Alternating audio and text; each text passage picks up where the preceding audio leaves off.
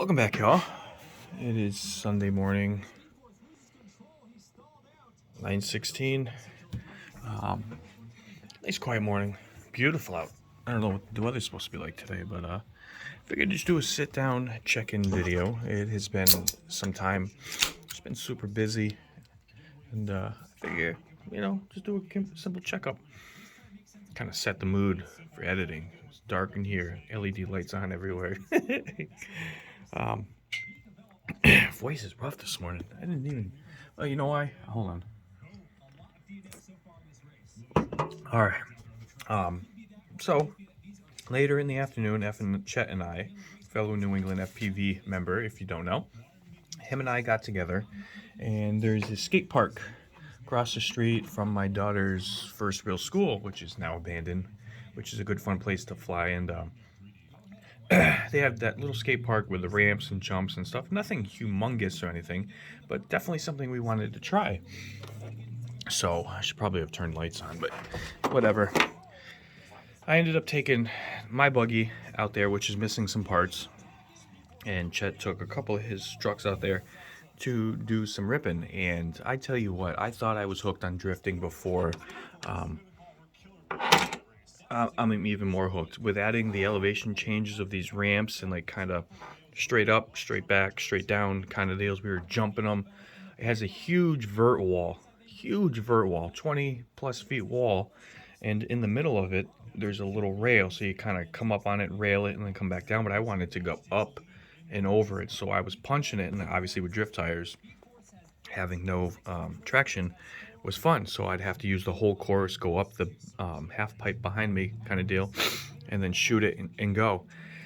And I came up short a whole bunch of times and landed insanely hard on top of that extra little ramp, which I literally, from the second effin Chet and I got there till we were getting in the vehicle, we were laughing like little kids. And it was insane. There was a bunch of kids there actually, and they obviously fly to a blacklight. I brought one of my quads to fly, and they were just getting a kick out of us ripping around. So we were just taking turns, letting them go on the course, and then we were doing it. And they were actually being very helpful in recovery because I was crashing a whole ton. I ended up cracking a wheel, which is no big deal. I don't even know which one. I think it's this one. You're not even gonna be able to see it. Somewhere, yeah, right here. This whole wheel is cracked from my insanity. At one point, like I said, I had gone up that wall and had too much skid momentum and just went right off the wall, and that put me about 25 feet in the air or so and just landed in the grass, gravel and all that stuff, and smashed it. I ended up upside down quite a few times. Again, I had lowered and decompressed the suspension a whole bunch. And you can see all the scrape marks away, which is funny. Yeah, I took all of the kind of punch out of the suspension, so it made it less responsive, which is better for drifting. So I experimented with adding a little bit more tension on the spring and lifting it a little bit, which made it phenomenally better in the air. But it sucked at drifting because it's got a super short wheelbase. It's really not obviously designed for this, so I'm going to keep messing around a little more. But it did survive. It's got a wobbly wheel. It makes a little more noise than it did. It's missing its bumper, and that is a perfect example, if I can find it, a perfect example of why I kind of did the where is it? The detachable little plugs. So I basically sheared this off and stripped out the holes that were in it from some of the hits that I put on it, which is fine. It was just kind of a cosmetic thing anyway, and I'll do something different for the front. It definitely has that cogging issue that this buggy is known for. If you don't know, this is the Eachine EAT 114. I had messed with the settings. I got the ESC programmer, which it sort of did it, sort of didn't. I guess the full honest fix for it is basically replace the ESC in motor or just the ESC, but this is just going to be a basher because at the rate that I was driving it yesterday, I don't know how long it's going to survive. If I go on that course, if we do just regular road, then it's fine. First crash completely decapitated the Insta mount on there. Thankfully, I didn't have it on there and was smart enough not to. But it held up. It held up really well, even with these hard plastic tires for the hits and stuff. It would have been fun to just put the buggy tires on and do some of the jumps where it would have had a lot more control. And I'm definitely going to do that too. We're definitely going to go back. It was insane. Effin Chet has Red Cat Tornado, I think, and he has drift tires on his. And there's where you can see quality difference, drivability difference, the remote difference. And yeah, it's obviously much more expensive. But if you're looking for a buggy that's got real power, real balance, real control, even with the drift tires, with his drift tires on it, even my father that's never really played with RCs, just gets in there, just practicing and instantly got the drift, and it just continued from one drift to the other. Effin Chet, he's super new to it too, and we were taking turns at the house when we were trying his drift tires, and it's insanely better. The momentum it carries, the lower center of gravity that one has, the weight that it carries in the momentum. Obviously not designed for drifting, but maybe they should have. So maybe we need to reach out to them and have them create a drift buggy. So I think Exceed RC makes a buggy called the Sunfire, which is basically an identical version of that I may look into, and actually use that for drifting, and maybe just turn this back into a basher or give it Zoda break. I don't know, but it was a lot of fun. I can't say enough. We were like little kids. I normally don't go hard on my stuff. I mean, you see the way I fly. I'm very cinematic and methodical, where I just don't go hardcore. Even in my freestyle flights, very disciplined. That's just me. And I was like, you know what? Screw it. I was just full punching in the middle of this course. It has just like a camel hump, and it's semi-curved, so the backside's flat and you're off the course. And I can't tell you how many times I went up this thing, either to drift and come down, but too hard, and would just skyrocket off the damn thing, or freaking just full pin it and was just sending it, like send it, and was just smashing this thing on the ground and laughing and picking it back up, making sure nothing was broken, and doing it again and again and again. It was a so well needed, stress relieving Saturday afternoon with the man Effin Chet. We come back to the house, we're sitting down, and I'm like, dude, my face hurts. We're laughing and laughing and laughing. It was awesome, and I look forward to getting some of the other guys together, and we're definitely going to go back to that place.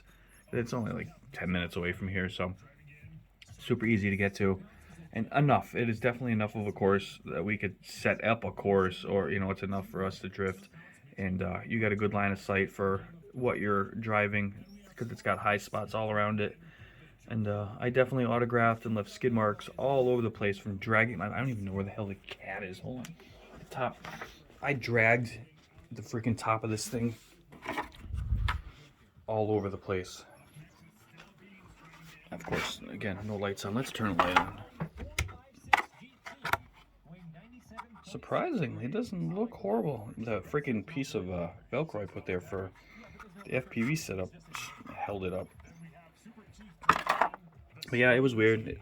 This thing is not, with it lowered, the suspension, that was a neat thing that I learned, is with the suspension all the way kind of compressed and down in the air, it instantly just nosedives, flips, and then, like I said, even just kind of entering in, if you went too fast, it just flipped, boom, scrape, and I just laughed my ass off. What a surprise. But I got a bunch of video from, I'm going to dump these all in here. Let's see here. You can just kind of hang with me for a minute.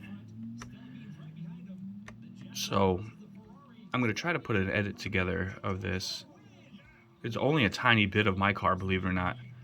Because once I stopped bashing and my battery died, Effin Chet had his other battery. So we were rocking his car around, and he was recording to get footage of what that thing can do. So yeah, I'm gonna get to that. I gotta go start breakfast.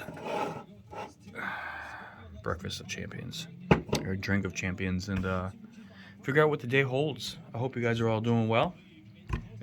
Any of the new subscribers out there, welcome. Appreciate it. And there is plenty more to come. I have a surprise coming, which is gonna take some time to get here, for my first Cinewhoop, my first original Cinewhoop. This is kind of the old school style Cinewhoop with the 3D printed ducks, and any crash, when again, I haven't crashed this thing in quite some time. Any crash, these things are destroyed. Can't find them anymore. And a lot of the prints that they have out there just don't fit the prop properly. So I've had somebody print me a handful of them, and it took a lot of work to try to get them to fit, and I just was too worried about them scraping and yada yada yada. Seinfeld reference. And I won't use them. I won't use them anymore. So I'm gonna go with a very significant change to this guy. This is Mr. Cinematic. This is the one that started it all for me, and gonna kind of bring it into the 2022 realm, and I think it's gonna fly significantly better. Not that it flies bad, but it'll have more options, because this thing is slow, period. It's tuned that way, but the quad, the way that the props design it, it's just not meant to, and it doesn't like it. So with this change that I'm gonna do,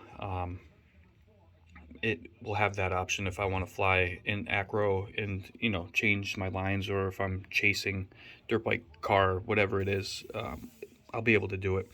So in the comments, take a guess. Take a guess. I won't tell you if I'm gonna keep it 3-inch or not. I don't want to ruin it, but take a guess of what you think I am gonna go to. Oh yeah. So this wonderful case, this, you know, I fly Spectrum, and finding something for this controller is a pain in the ass. This is not even the case meant for my radio, but this is the one I picked up. One by one, the zipper, you can't even see it, has been breaking. I've had to zip tie it, because once it goes past it, it no longer works, and there's a couple moments of screaming and yelling and trying to get it to go back to normal. And I was able to save it one last time. They make these little insulated lunch bags that you can find on Amazon, Walmart, and I actually found mine on Amazon, multiple different patterns, and they fit the controllers really, really well, especially mine being a little bit bigger of a controller, and it's going to protect it, fit in my bag better. So that's coming today, so I can do a video on that real quick, and that'll give me room for options of extra batteries, and because I have that big antenna on the back now, where I can take it off, and it has a side pocket and stuff. So that's a cool little happy upgrade that I got. 3D bot maker, watching matchboxes. But anyway, I'm gonna start getting this stuff onto there, and then go start breakfast. I hope you guys have a blessed day. As always, thank you for watching. Leave your comments and thumbs up and all that fun jazz, and let me know what's going on with y'all, and if there's anything that New England FPV can do to help you get in this hobby, or in the hobby already and looking for our opinions, professional opinions on things, or you're having a situation, old quad, need new software, whatever it is, we're here. New England FPV is all over the country, and we're growing, so stay tuned for more of that. And if you're looking or interested in New England FPV, hit me up. Peace out.